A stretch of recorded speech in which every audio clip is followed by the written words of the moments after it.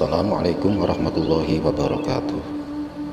Sahabat muslim yang dirahmati Allah Subhanahu wa Ta'ala, Pulau Madura yang terletak di Jawa Timur memiliki sejarah yang sangat kaya dengan lahirnya ulama-ulama besar dari zaman dahulu hingga zaman sekarang.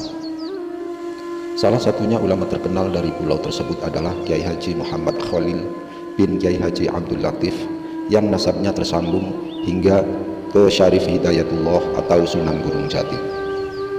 Kiai Muhammad Khalil lahir pada tanggal 11 Jumadil Akhir tahun 1235 Hijriah atau tanggal 27 Januari 1820 Masehi di Kampung Senenan, Desa Kemayoran, Kecamatan Bangkalan, Kabupaten Bangkalan, Pulau Madura, Jawa Timur. Kiai Khalil berasal dari keluarga ulama. Ayahnya, Kiai Haji Abdul Latif, adalah seorang ulama yang juga mengajar di pondok pesantren, dan pendidikan agamanya dimulai dari keluarganya sendiri.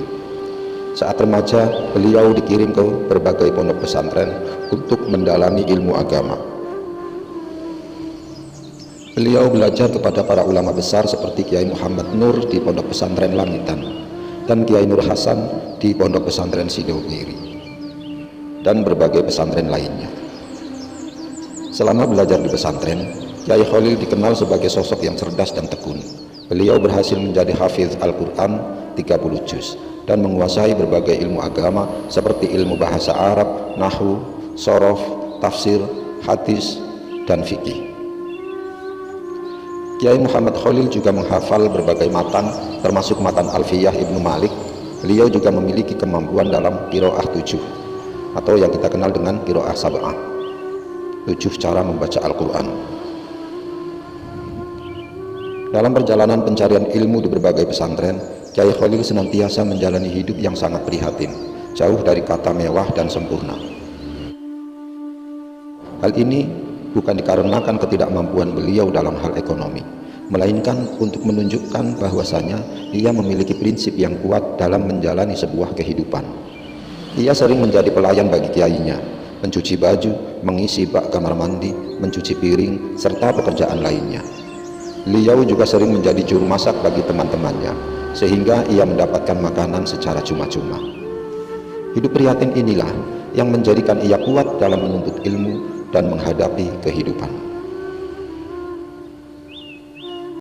Sahabat muslim, pada tahun 1276 Hijriah atau 1859 Masehi, beliau melanjutkan studi ke Mekah, di mana beliau belajar dari berbagai ulama terkenal seperti Syekh Utsman bin Hasan Ad-Dimyati, Sayyid Ahmad bin Zaini Dahlan, dan ulama-ulama lainnya. Beliau juga belajar kepada ulama-ulama Nusantara yang ada di Mekah seperti Syekh Ahmad Khatib Sambas dan Sayyid Muhammad Saleh Az-Zawawi, Syekh Nawawi Al-Bantani, Syekh Ahmad Al-Fatoni, dan yang lainnya. Selama di sana, untuk memenuhi kebutuhan hidupnya, beliau bekerja sebagai penyalin risalah-risalah untuk para pelajar. Ketika di Mekah inilah Kiai Muhammad Khalil bersama Syekh Nawawi Al-Bantani dan Syekh Saleh As-Samarani dari Semarang menyusun kaidah penulisan huruf pegon. Huruf pegon ialah tulisan Arab yang digunakan untuk tulisan dalam bahasa Jawa, Madura, dan Sunda. Huruf pegon tidak ubahnya tulisan Melayu atau Jawi yang digunakan untuk penulisan bahasa Melayu dalam memaknai kitab kuning. Setelah pulang dari Mekah, beliau mendirikan pondok pesantren di desa Cangkebuan, dekat desa kelahirannya, dan satu lagi di kota Bangkalan. Pesantren beliau menjadi salah satu pesantren terbesar di Madura dan banyak melahirkan ulama besar. Di pondok pesantren inilah Kiai Khalil mengajarkan berbagai ilmu agama seperti Al-Quran, hadis, fikih, dan ilmu tasawuf. Kiai Khalil juga mengajarkan nilai-nilai kebaikan kepada santri-santrinya. Beliau mengajarkan untuk selalu taat beribadah, menghormati orang tua, dan membantu kepada sesama. Kiai Khalil juga dikenal sebagai sosok yang dermawan dan peduli terhadap sesama. Beliau sering membantu orang-orang yang membutuhkan, baik secara materi maupun secara spiritual. Selain itu, beliau aktif dalam memperjuangkan agama Islam dan kemerdekaan bangsanya dari penjajahan Belanda.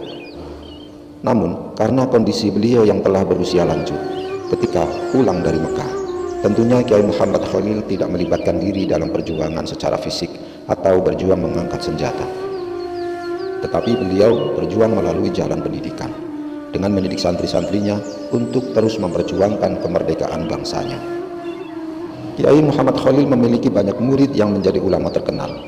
Termasuk diantaranya ialah Kiai Hasyim Asy'ari, pendiri Pondok Pesantren Tebu Ireng dan pendiri Nahdlatul Ulama.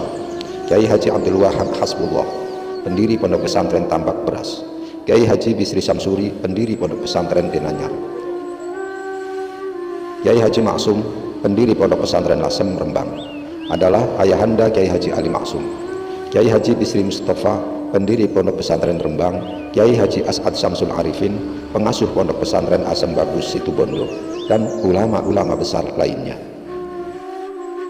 Sahabat muslim yang dirahmati Allah Subhanahu wa taala, Kiai Muhammad Khalil Al-Maduri wafat pada usia lanjut, yaitu 106 tahun pada 29 Ramadan 1341 Hijriah atau 14 Mei 1923 Masehi.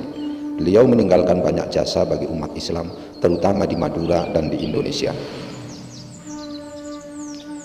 Kisah pengembaraan Kiai Muhammad Khalil dalam mencari ilmu dan kehausannya pada ilmu telah menjadi ibrah, pelajaran, dan uswah teladan bagi setiap santri dalam mendalami ilmu. Bahwa belajar tidaklah sekedar membaca, menulis, menghafal, dan memahami, akan tetapi juga menghayati dalam rasa dan perenungan yang dalam.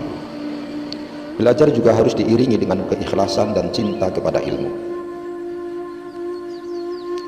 Kiai Khalil tidak pernah mengeluh saat menghadapi kesulitan dalam belajar. Beliau bahkan rela hidup dalam kesederhanaan dan serba kekurangan. Karena yang beliau kedepankan adalah ilmu, dengan harapan Allah ridho dengan ilmu yang didapatkannya. Kiai Khalil selalu menghormati dan patuh kepada gurunya. Beliau selalu berusaha membantu gurunya dan membuat gurunya ridho. Sahabat muslim yang dirahmati Allah Subhanahu wa taala, marilah kita teladani kisah Kiai Muhammad Khalil dengan semangat belajar yang tinggi, keikhlasan, dan cinta kepada ilmu. Kita bisa menjadi orang yang bermanfaat bagi diri kita sendiri, keluarga, dan masyarakat. Demikianlah sekelumit kisah tentang seorang ulama Nusantara, sang guru dari Madura, Kiai Haji Muhammad Khalil Bangkalan. Semoga menjadi penyemangat bagi kita untuk semangat belajar dan menjadi bermanfaat bagi semua. Amin ya rabbal alamin. Wallahu a'lam bishawab. Billahi taufiq wal hidayah wal ridha wal inayah. Wassalamualaikum warahmatullahi wabarakatuh.